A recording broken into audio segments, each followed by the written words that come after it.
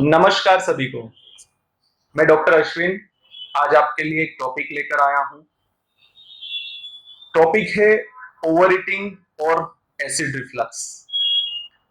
Over eating यानी कि हम हमारी डेली यूज में एक टाइम पर एक लिमिट से ज्यादा खाना खाना। ये सुनने में तो नॉर्मल लगता है, पर जब हम लंबे समय तक ओवर ईटिंग करते हैं तो हम एक बीमारी जिसे हम एसिड रिफ्लक्स, बहुत सारे नाम है एसिड रिफ्लक्स के, GERD, heart burn, acidity, reflux, यानी कि एसिड ऊपर आना, एसिड के कारण छाती में जलन करना, पेट में जलन करना, और कई नाम है उसके।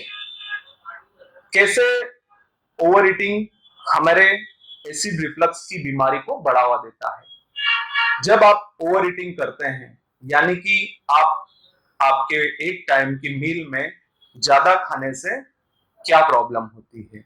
जब आप ओवर ईटिंग करते हैं तो आपका जो स्टमक का कैपेसिटी है उससे ओवर खाने पर इंट्रा स्टमक प्रेशर यानी कि पेट के अंदर प्रेशर बढ़ता है, और वही प्रेशर आपके एलियस यानी कि आपका फूड पाइप और स्टमक के बीच में एक वाल्व होता है जिसे हम लोअर इसोफेजियल स्फिंक्टर बोलते हैं, डायरेक्टली वो प्रेशर उस वाल्व पर जाता है। दूसरा, जब आप ओवर ईटिंग करते हैं तो आपका जो पेट खाली होने की क्षमता है यानी कि डिले गैस्ट्रिक एम्प्टिंग वो बढ़ जाता है।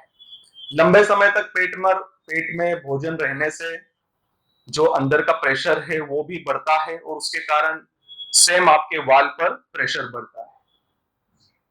बार बार ओवर ईटिंग करने से एसिड प्रोडक्शन भी ज्यादा होता है। कई बार हमने पेशेंट में देखा है कि ओवर ईटिंग से एसिड प्रोडक्शन बढ़ता है, और वही एसिड प्रोडक्शन बैक फ्लो होकर आपके फूड पाइप में आता है, जिसके कारण आपको एसिड रिफ्लक्स की प्रॉब्लम शुरू होती है, यानी कि एसिड ऊपर आने से जलन करना, दर्द करना, ये सारी तकलीफें होती है।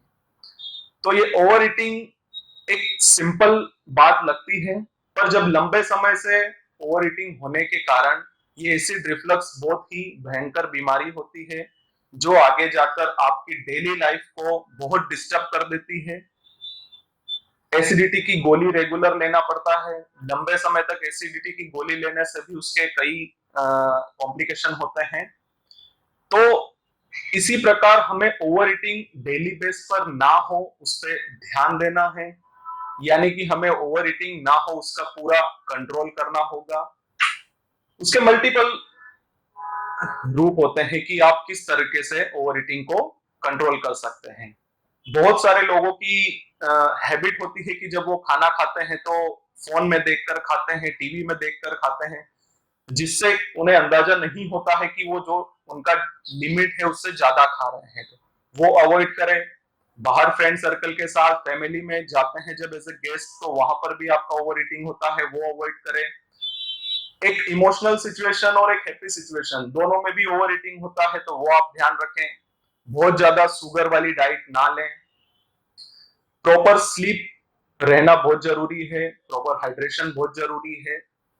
छोटी छोटी चीजें होती है ओवर ईटिंग के पीछे, वो जब तक हम उसे स्ट्रीमलाइन नहीं करेंगे या उसे कंट्रोल नहीं करेंगे तब तक ये धीरे धीरे तकलीफ बढ़ती रहेगी। और आज हम एसिड रिफ्लक्स के बहुत सारे मरीज देखते हैं जो बहुत ही परेशान होते हैं। तो ये छोटा सा बदलाव है ओवर ईटिंग का, जो आप चेंज करके आने वाली तकलीफों से बच सकते हैं। तो आप सभी ये ओवर ईटिंग जैसी चीज यानी कि इससे बचें, ध्यान रखें। रोज ज्यादा खाने से आपको एक दिन में उसका परिणाम नहीं दिखेगा, पर आगे जाके लंबे समय के बाद वो एक तकलीफ वाली बात हो सकती है। तो प्लीज इसका ध्यान रखें और सेफ रहें। Thank you.